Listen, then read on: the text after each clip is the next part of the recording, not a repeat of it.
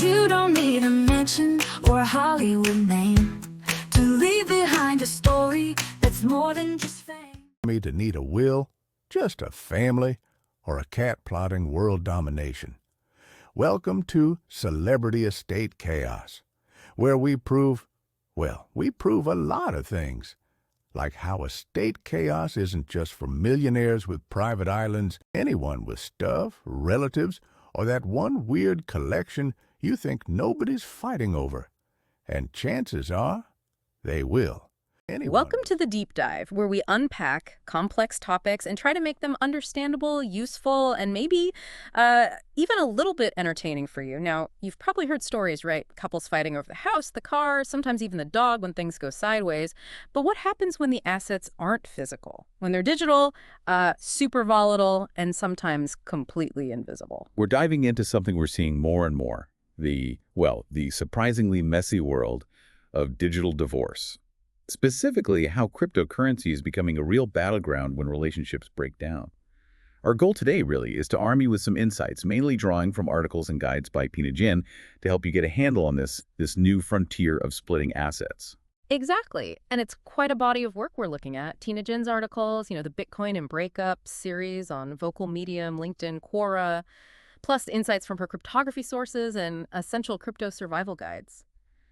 We'll get into some real-life drama, the legal stuff, and some practical steps. So yeah, let's unpack this very modern twist on an age-old problem.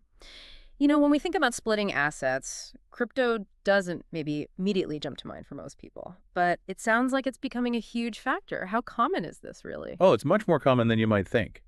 The American Academy of Matrimonial Lawyers, back in 2023, reported something like 25% of high-net-worth divorce cases now involve crypto. Wow, a quarter. Yeah, and climbing fast. It's apparently doubled in the last 5 years. And it's not just the super rich anymore. As crypto becomes more mainstream, also do these kinds of disputes. Okay, so what makes splitting up crypto so much harder than, say, dividing up a couch? Or even, a regular stock portfolio?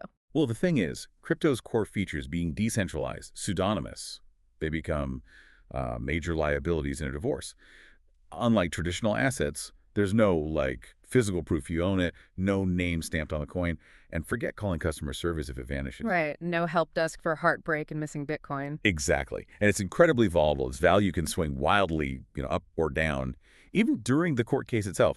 Imagine a judge trying to figure out what Dogecoin is, let alone how to value it when it changes daily. Like one divorce lawyer said, fighting over a couch is bad enough, but at least the couch doesn't disappear onto a USB drive you can't find. That's a perfect image. A secret-keeping vault, almost. And speaking of things disappearing onto USB drives, the sources you mentioned, Tina Gin's work, they highlight some pretty wild real-life stories in these crypto divorces. Can you share a couple? Oh, absolutely. These cases really show you the challenges. Okay, case number 1, the vanishing wallet in California. A woman found out her ex moved $500,000 worth of Ethereum into a hidden cold wallet, like an offline device. Just before the divorce. Days before filing. And get this, he labeled the transaction something like bills and stuff, or random bills. Super subtle. Wow. How did she even find it? She had to subpoena his crypto exchange records, basically, legally demand the data, and the source says it took months of her own digital digging and snoop. She got her share eventually, but it was a serious legal fight. Okay, that's intense. What's another one? Case number 2. The forgotten fortune in New York. A couple split up pretty amicably, right? Until the wife suddenly remembered some Bitcoin her partner had mined way back in 2011. Oh, no. Worth a lot more now, I bet. Yeah, about $1.2 million worth. His excuse, he just couldn't remember the password. Right. The classic crypto excuse. Did the judge buy it? Not for a second. The judge was reportedly, let's say, not amused. Digital forensics found the coins had actually been moved just months before. That digital trail, it doesn't lie. These stories really bring it home. Crypto isn't just an asset. It's like a relationship stress test. And sometimes, yeah, a financial ticking time bomb when HODL goes sideways. Precisely. Which leads to the core legal question everyone asks in these situations. Which is? Can my ex legally take my coins? And the short answer, in most places anyway, is yes. If that crypto was acquired during the marriage or the shared partnership. Wait, even if it's in my personal wallet and I bought it with my login? Exactly. That's a huge misconception. Most courts treat crypto just like any other marital property. Think of it like a 401k or the house or stocks. If you bought it with shared money, or you mined it or traded it while you were together, or even if its value shot up significantly during the marriage, it's likely fair game for division. Okay. So are there any exceptions, like ways to protect your crypto? Yes, there are potential exceptions. If you own the crypto before the marriage, for example, or if you received it clearly as a gift or inheritance meant just for you, that might be considered separate property. But, and this is a really important but, you absolutely have to prove it. How do you prove that? Clean records, meticulous records. You need to show when and how you got it, and crucially, that you didn't mix it up with joint assets. If you dumped your pre-marriage Bitcoin into a shared wallet you both used, or used joint account money to buy more, that's commingling. And that complicates things a lot. It probably makes it marital property then. Right, the lines get blurred really easily.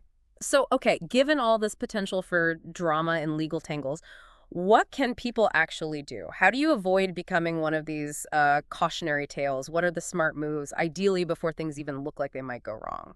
Joaquin Agin's work offers several really practical steps. It's about staying sane and secure, whether you're in a relationship or not, honestly. Good financial hygiene. And the core idea behind all of them is basically digital transparency is your best defense. Okay, break it down for us. What's step one? Number one, inventory everything digital. Create a really detailed crypto asset list or, a disclosure sheet. List all your exchanges, Coinbase, Binance, whatever. All your wallet types, hot, cold, mobile. List the tokens, their values, when you got them, how you access them. Screenshots, too. Definitely. Screenshot balances, transaction histories, especially big trades or games. As the source says, courts love receipts. Paper trails, even digital ones. Makes sense. What's next? Number two, secure your cold storage, but do it responsibly. If you've got crypto on a hardware wallet like a Ledger or a Trezor, those private keys and seed phrases are everything. That's the string of words you need to recover the wallet, right? Exactly. The master key. Store them securely. Think fireproof document holders, maybe secure password manager apps like Bitwarden or 1Password, or even just written copies locked away safely like in an estate binder. But, and this is crucial in a divorce context, don't try to hide their existence from your partner or the court. That looks like concealment, and judges really hate that. Right, transparency again. Okay, what else? Number three, look into using crypto will and inheritance tools. Things like multi-sig wallets, services like Casa, Safe Haven, CoinCover. They aren't just for when you die. They allow for shared control setups, or ways for trusted people to get access in an emergency, but without giving them full control right away. So, like, multiple keys needed to approve a transaction. Precisely. It's smart for couples managing assets together and just generally good for disaster-proofing your crypto. Okay, smart. Number four. Number four, run a crypto audit before you file for divorce, especially if you suspect your partner might be hiding something. You can use public blockchain explorers websites like blockchair.com or etherscan.io to look up known wallet addresses and see transactions. Can you do that yourself? You can do some basic searching, yeah. But you might need to hire a pro, a digital forensic CPA, or a crypto expert. Someone who really knows how to dig through exchange records, trace wallet activity, maybe even look at IP address trails. Like we said, divorce is becoming a kind of digital arms race. Scary thought. Okay, number five. Number five, create a smart prenup or postnup agreement. This is really a growing trend. Modern prenups, or postnups made during the marriage, can specifically address digital assets, crypto, NFTs, the works. You can spell out who owns what from before the marriage, rules for shared versus individual wallets, who holds the keys, how gains or losses are handled if you split up. So planning ahead legally seems essential. It can save years of fighting and huge legal bills down the road. And the final point. Number six, and maybe the most critical if things do go south.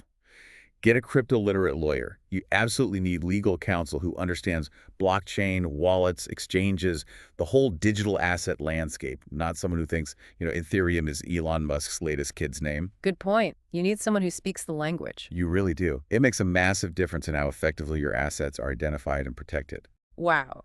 Okay, this deep dive really shows that crypto isn't just, numbers on a screen or potential financial gains. It's deeply tied into relationships, into trust. And yeah, unfortunately, into potential conflict, too. Planning ahead seems absolutely crucial. It really is.